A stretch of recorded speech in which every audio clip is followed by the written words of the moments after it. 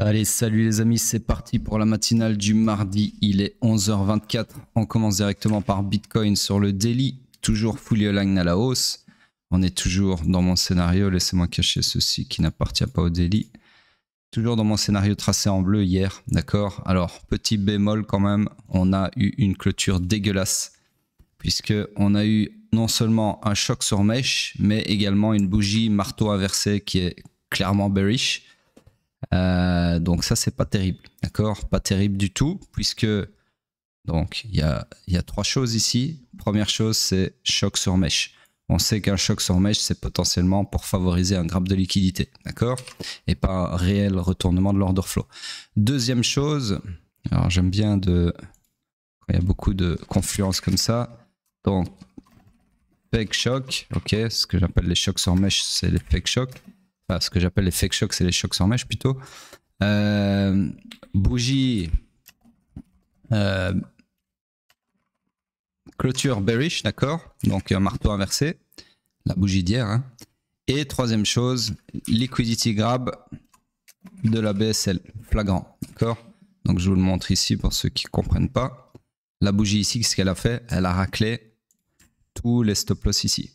Tout ça, c'était une énorme poche de liquidité que j'ai d'ailleurs souligné hier et encore avant ça, qui aurait pu alimenter un nouveau all-time high. Mais là, avec la clôture qu'on a eue, il y a beaucoup de chances que ceci ait été la target du market maker pour alimenter un mouvement baissier qui vient maintenant racler toute la liquidité ici, qui fait office d'inducement vers la demande ici, qui est plus ou moins au 108K. D'accord? Ça, c'est un scénario bearish potentiel. Maintenant, attention. Ne me faites pas dire ce que j'ai pas dit. Malgré ces trois remarques bien bearish, l'order flow, techniquement, mécaniquement, est toujours haussier. D'accord? Donc, on est toujours fully aligned à la hausse et on est toujours dans ce scénario. Non, on n'y est plus. Attendez, si, on y est toujours. Autant pour moi. On est toujours dans ce scénario jusqu'à preuve du contraire. D'accord? Donc, quelque chose qu'on peut regarder aussi dans l'immédiat. Si par exemple, je vous fais un truc comme ça. Je reviens sur... C'est où? C'est ici. Voilà, hop. J'essaye de vous remettre ça. C'est bon, regardez. Quelle bougie c'était? Ok, donc le POI, c'est la bougie sur la bougie du 6 août. Donc ici, la bougie du 6 août, c'est celle-ci. J'étais dessus. Sauf que ici, il n'y a pas de FVG sur le... Donc là, on est sur le CME, d'accord? Donc sur le CME, peu importe le scénario, c'était genre ça, d'accord? En daily, ok? Si on veut transposer, là tout ce que j'ai fait, c'est que j'ai transposé tout simplement. Attendez, j'enlève ceci, hop. J'ai transposé le scénario daily sur la paire CME, d'accord? Donc ici, on voit quoi? On voit que, on va descendre sur le H4, on le verra mieux, que sur le H4, on a un gap CME que je vais marquer comme ceci, d'accord? Donc là, on est en train de combler ce gap. Donc la grosse question, c'est est-ce que cette baisse actuelle qu'on a, c'est simplement pour combler le gap et puis alors pour repartir à la hausse et continuer l'order flow daily qui est haussier déjà, ou bien est-ce qu'on va revenir ici pour réaliser mon scénario de mitigation, d'accord? Ou bien est-ce qu'on va aller tout simplement plus bas, ok? Mais bon, plus bas, je vois pas trop l'intérêt parce que là, on vient de combler. Alors on va retourner sur le daily. Il y avait un gap ici. Attendez, je vais vous remettre. Donc ça, on va le mettre que sur le H4. Attendez, je vais le copier d'abord. Hop, copier, coller, hop. Celui-là, on ne le fait pas apparaître sur le daily. Hop. Et ça, c'est l'ancien gap que j'avais identifié sur Twitter qui a été comblé. D'accord? Donc ici, je disais, ça m'étonnerait qu'on invalide ceci parce que on vient de combler le gap ici et on repart à la hausse. D'accord? Bon, après, on est peut-être reparti à la hausse, comme je l'ai dit juste avant, prendre la liquidité ici pour ensuite alimenter un mouvement baissier. D'accord? Tout est possible. Donc voilà, personnellement, toujours haussier mécaniquement. Hein. De toute façon, c'est un peu le but de raisonnement mécanique, c'est qu'il n'y a pas trop d'opinion à y inclure. D'accord? Et par contre, quand on rajoute un petit peu de zeste de QI au raisonnement mécanique, eh bien, on peut se dire que potentiellement là on part plutôt pour un retracement, d'accord? Au moins, enfin peut-être jusqu'à cette demande. Okay. Voilà, donc sur ce, c'est tout pour le daily, qui n'est pas des plus faciles à analyser malgré qu'il est fully aligned à la hausse. Mécaniquement très facile, hein, mais une fois qu'on rajoute un petit peu d'analyse qui découle de l'expérience, ça devient un petit peu moins blanc ou noir. Sur ce, le H4, structure swing toujours haussière, structure interne également, order flow également. Donc on est toujours fully aligned à la hausse. Le scénario est toujours valide puisqu'on n'a toujours pas validé le POI ici et donc toujours pas retourné l'order flow à la baisse. Mais je pense que si ce que je crains sur le daily se réalise, ça ne saurait tarder. D'accord. Je rappelle que le retournement à la baisse de l'order flow sur le H4 est ici, qui assure de la ligne verte. Donc voilà, à voir si ce scénario se réalise, mais j'ai pas l'impression par rapport à ce qu'on a analysé sur le daily. Sur ce, on passe sur le M15. Le M15, lui, toujours dans la même structure que j'agrandis comme ceci. Essayez d'être précis, voilà. Qui est toujours haussière. Alors ici, on a clairement de la structure interne. Pour autant, hier, on n'en avait pas. Pendant la matinale, là, on en a clairement. Donc ici, bah, en fait, on en avait déjà hier. C'est juste que je ne l'ai pas tracé à cause du complexe pullback. Mais en fait, j'aurais pu tracer avant le complexe pullback. Je vais vous dire où. Une petite seconde, voilà. Donc ça aurait pu être le IBES d'hier, d'accord? Voilà. Premier IBES, deuxième IBES. Ensuite, retournement à la baisse comme ceci. Hop. Ensuite, prochain swing pertinent dans le prix ici, IBES. Et puis, ici, comme ceci. Et du coup, on est toujours dedans, d'accord? Donc là, on aurait eu, enfin, on a eu plutôt un sweep du strong high interne. Voilà. Pour ensuite partir sur un order flow, enfin retourner sur un order flow baissier qui est potentiellement pour alimenter l'accomplissement de la destinée interne, c'est-à-dire le run du week low ici, d'accord? Ou pas. En tout cas, alors le POI d'hier, comme j'avais dit, hein, hier, il avait renvoyé le prix une première fois, mais ici, ensuite, il s'est fait invalider. D'accord? Donc ici, tout ça pour dire que structurellement, swing haussier, interne baissier, order flow baissier. Donc on est dans le high run final du swing pullback. Ok? Donc là, on cherche des shorts, uniquement des shorts. Le POI le plus proche du price action pour chercher des shorts, c'est celui-ci, comme ceci. Donc là, je vais un peu agrandir ma structure. Hop. Voilà, donc là, potentiellement, sur le M15, vous pourriez chercher des shorts pour justement peut-être jouer l'invalidation de cette demande H4, d'accord? Même si ce n'est pas le scénario avec la plus haute probabilité. Et ultimement, le retracement, le scénario de retracement, donc ceci, sur le daily, d'accord? Donc voilà comment vous pouvez encore une fois imbriquer, enfin utiliser les analyses de cet entonnoir de trade intraday pour justement anticiper entre guillemets ce qui va se passer sur la haute time frame via la propagation de signal de la basse time frame, d'accord, de la low time frame. Donc en gros ici, ce que j'essaye de vous dire, c'est que dans un entonnoir de trade comme ceci, où il y a donc 3 étages qui sont donc le daily, le H4 et le M15, pour ceux qui viennent de nous rejoindre, vous pouvez anticiper, par exemple, ici, donc dans ce cas-ci, le M15 qui est baissier, le H4 qui est toujours haussier, mais qui est sur le point d'invalider potentiellement son POI, donc on va dire neutre, et le daily qui est haussier, mais avec des grosses confluences plutôt bearish. Donc ici aussi, on va dire potentiellement 50-50. Donc en gros, il serait possible que le M15 qui est baissier propage sa bearishness au H4, donc en invalidant cette demande-ci et en choquant la baisse sur le H4, pour ensuite que le H4 propage sa bearishness sur le daily qui lui ferait l'un des scénarios bearish que j'ai énuméré au début de la vidéo. D'accord? Donc en gros, concrètement, ça ferait quoi? Ça ferait le M15 qui est bearish, ok, qui invalide la demande H4 ici. Donc sur le H4, ça vous ferait une invalidation ici, un choc baissier ici. Donc le H4 serait baissier et ensuite sur le daily, retracement ici. Ok, ou au moins dans le gap qu'on a identifié. Ou pas. C'est simplement un scénario probable par rapport à tout ce qui a été analysé. J'ai pas dit que c'est ce qui allait se réaliser. D'accord, faut bien comprendre la différence. Hein. C'est comme quand il y a la météo. On vous dit, voilà, il y a X. Bon, maintenant, c'est beaucoup plus précis, mais dans les années 90, par exemple, ou les années 80, c'était beaucoup moins précis. Je m'en souviens quand j'étais petit, on savait jamais si la météo allait se réaliser. Quand je vous dis la météo, je parle du présentateur météo à la TV. Maintenant, c'est beaucoup plus précis. Maintenant, carrément, ils savent vous dire à quelle heure il va pleuvoir. Donc, en gros, dans le temps, dans les années 90, quand on vous disait il va pleuvoir demain, c'est pas pour ça qu'il allait pleuvoir, d'accord? Donc les analyses ici, c'est pareil. C'était la météo disait il y avait beaucoup de probabilités par rapport à la configuration météorologique du moment, les cartes satellites, tout ça, que comment ils appellent ça?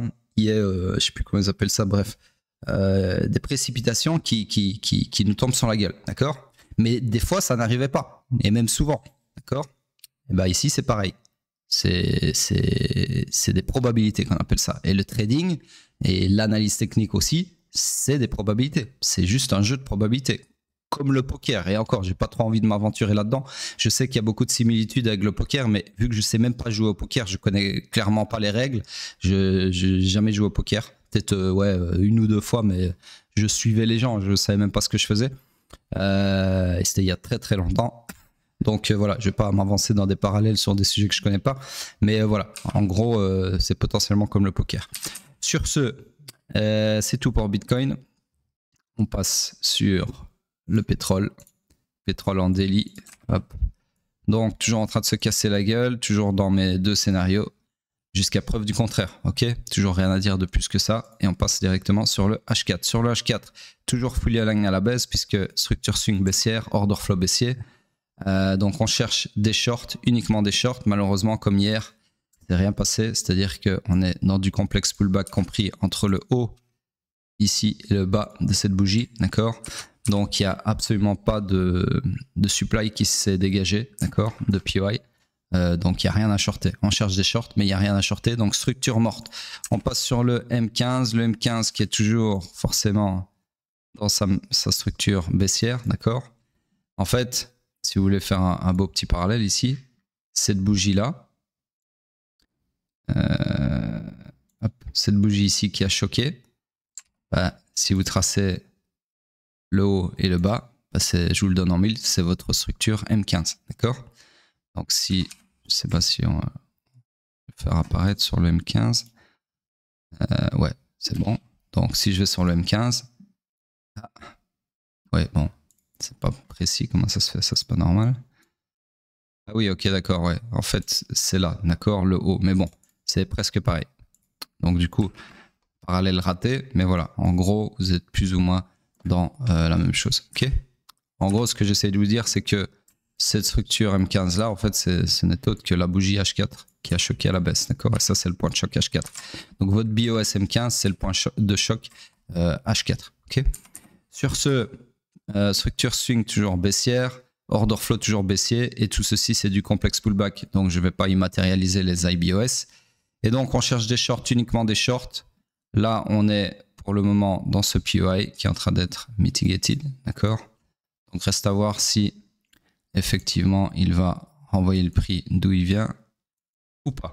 En tout cas, le scénario le plus probable pour le moment c'est ceci, ok? Sur ce, c'est tout pour le pétrole. On passe sur Hype en daily. Donc Hype toujours dans mon scénario que j'ai tracé hier. Comme sur Bitcoin, on a une bougie qui a clôturé de façon bearish.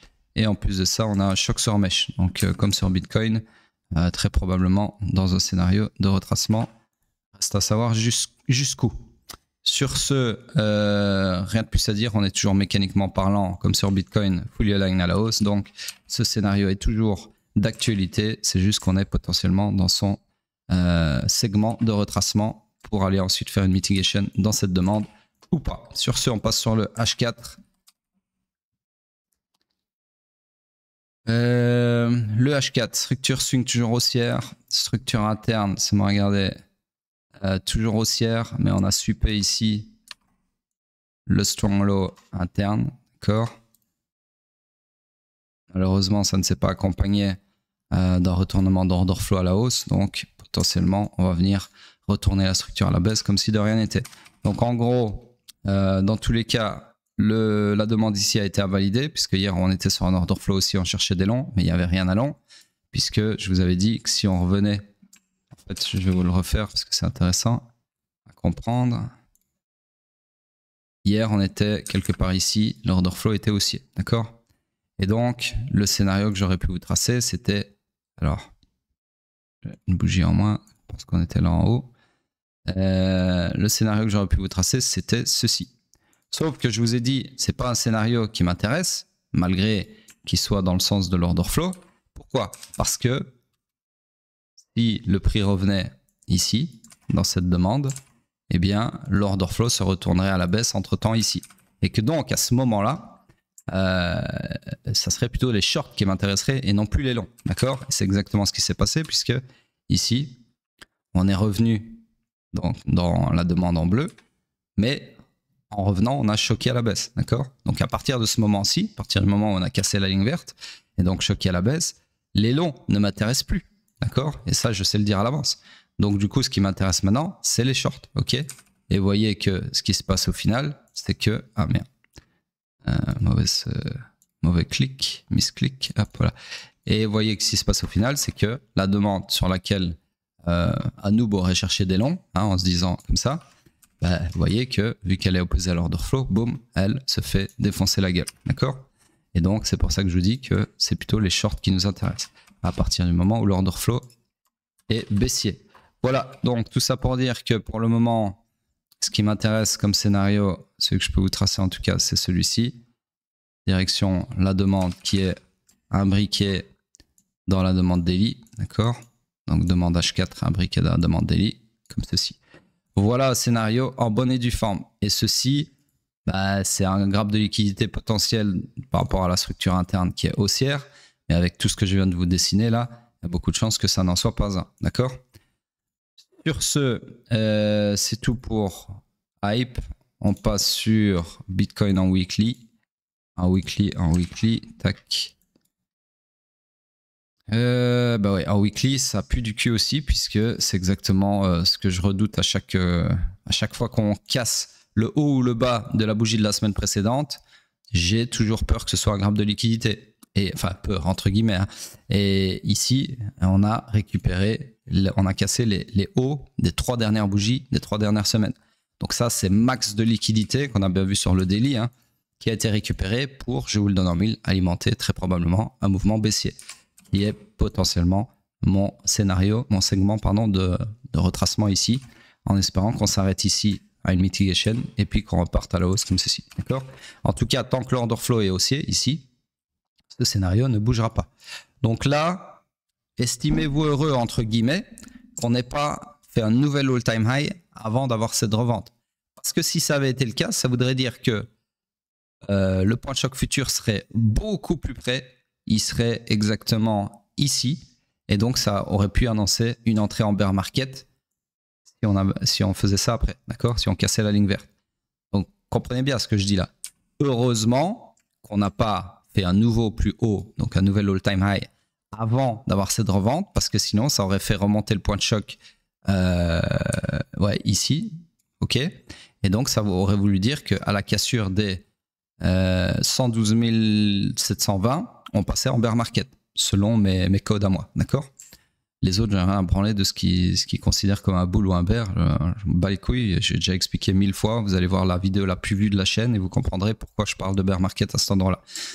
Or, ce n'est pas le cas, puisque heureusement, on n'a pas fait de plus haut ici. Donc là, c'est-à-dire que le point de choc futur, il est beaucoup plus bas, c'est-à-dire le point de choc, le point de retournement en bear market, il est ici, d'accord? Donc, c'est-à-dire que tant qu'on se maintient au-dessus des 100K, il n'y a pas question de bear market. Okay, voilà, en tout cas pour le moment. Maintenant, si on fait un nouveau plus haut, je sais pas, plus tard, bah, encore une fois, le point de choc il va remonter quelque part ici. D'accord? À voir en temps et en heure, puisque ça change à chaque fois, bien évidemment. À chaque bougie qui s'imprime, il y a tout qui change, hein, forcément. Donc voilà, pourquoi il faut continuer de regarder les matinales tous les jours, parce que si vous voulez timer le top du bull run actuel, bah, je ne connais pas de meilleure adresse que chez Tonton Somme, d'accord? Sur ce, je vous rappelle quand même que j'ai timé le top de tout le bull market de 2021, d'accord? Et plein de top et de bottom entre temps. Bref, vous savez, j'ai pas besoin de me vanter de ça, c'est juste pour les nouveaux qui découvrent le personnage. Je vous explique vite fait que je suis pas né de la dernière pluie. Sur ce, ça fait quand même depuis août 2017 hein, que j'ai les pieds dans la crypto, donc je suis pas là depuis 2021, comme beaucoup ici, ou même plus tard. Sur ce, je voulais dire encore un truc par rapport à ça, ouais. Continuer mon raisonnement. Donc ici, le fait qu'on ait une revente comme ceci, c'est potentiellement qu'on va réaliser ce segment-là, d'accord? C'est-à-dire que on va très probablement aller déjà combler le gap CME en H4 là, ok, que j'ai identifié avant. Ensuite, peut-être aller récupérer l'inducement ici, donc la liquidité vendeuse, et peut-être aller faire une mitigation de la demande ici, d'accord? Et alors ensuite, moi je m'attendrai à ça.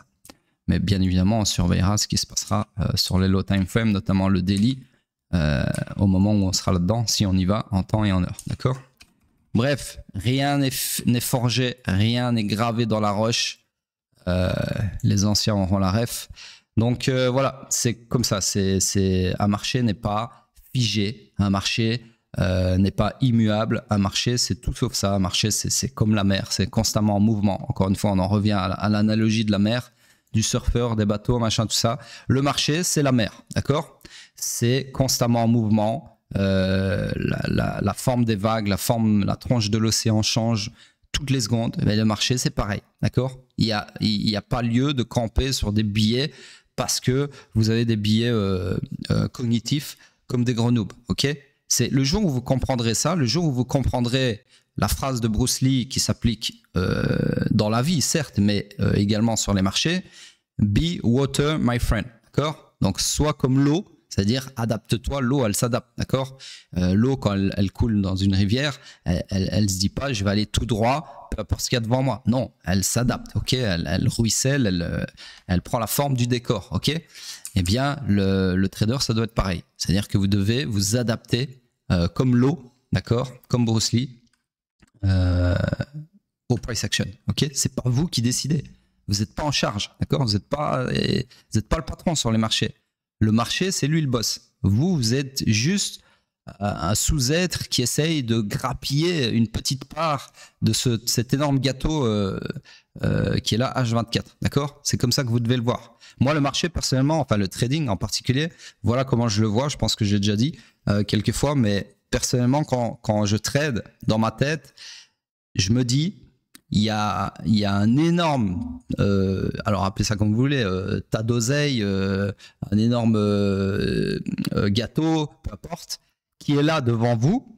Tout ce que vous devez faire pour en profiter, c'est être assez malin pour tendre la main, prendre un bout du gâteau ou un billet de la montagne de billets et enlever votre main assez vite pour pas qu'on vous l'arrache. Voilà, c'est ça. C'est comme ça, moi, que je vois. C'est-à-dire, j'aimerais bien faire une image de ça, mais je ne sais pas si vous arrivez à vous représenter mentalement ce que je dis. C'est comme si vous êtes devant une énorme montagne de billets et un trade, c'est quoi? C'est faire tac-tac avec votre main, aller chercher un billet dans la montagne de billets. Sauf que dans la montagne de billets, je sais pas, il y a des fils barbelés, il y a des piranhas, il y a ce que vous voulez, il y a des seringues avec le DAS, voilà, il y a de tout et n'importe quoi. Et il faut pas vous faire niquer votre main en prenant ce billet. Voilà, moi c'est comme ça que je vois le trading. C'est oui, il y a du pognon à faire, il y a une montagne infinie de pognon à faire, mais il faut être assez malin, sous-entendu formé, pour ne pas vous faire niquer votre main quand vous prenez ce billet quotidien, d'accord? Ou mensuel ou peu importe.